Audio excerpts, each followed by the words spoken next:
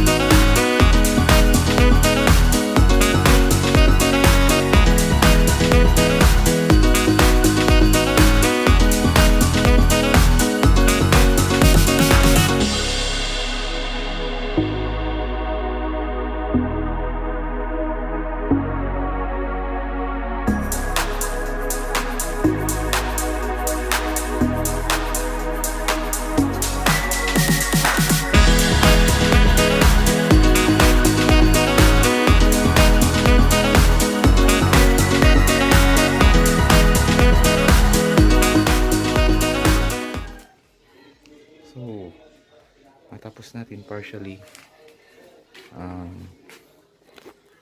Pakita ko sa inyo yung so, ito yun. Bale, nilagyan natin ito ng glass dito. So, dito nakasabit yung background.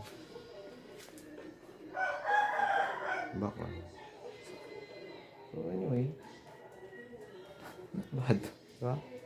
And itong product table.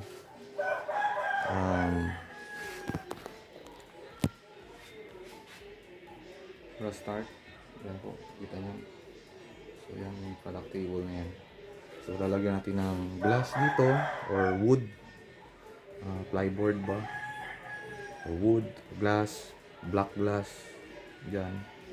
Para sa ilalim meron tayong lalagyan ng attachment for mga ilaw. And ito, bakit ito ganito? Kasi pwede ito i-upgrade natin. So lalagyan natin ng ring para sa camera.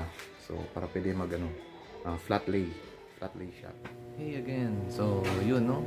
So as you can see, itong product table ko is made of PVC. Itong may presyo pa. It's made of PVC. So yun. And ito yung product shoot na gagawin ko, and ito sa product pa lang to. So mamayang konti gagawin ko yung yung food setup nito, yung sa bagoong gata. Naku, baka magutom kayo.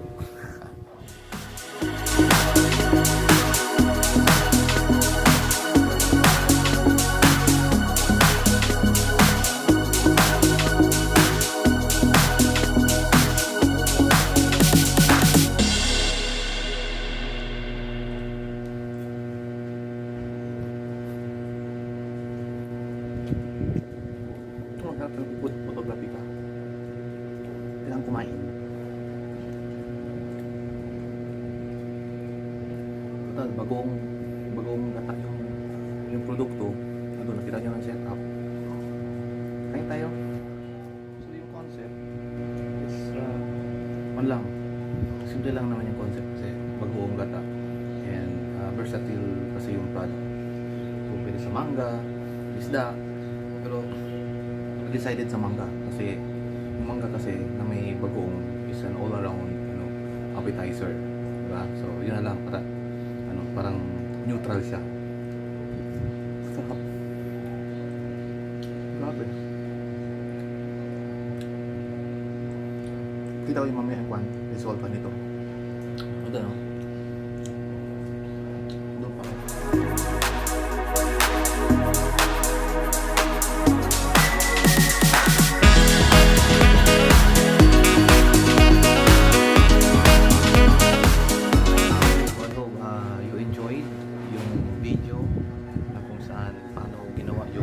DIY or do-it-yourself product table.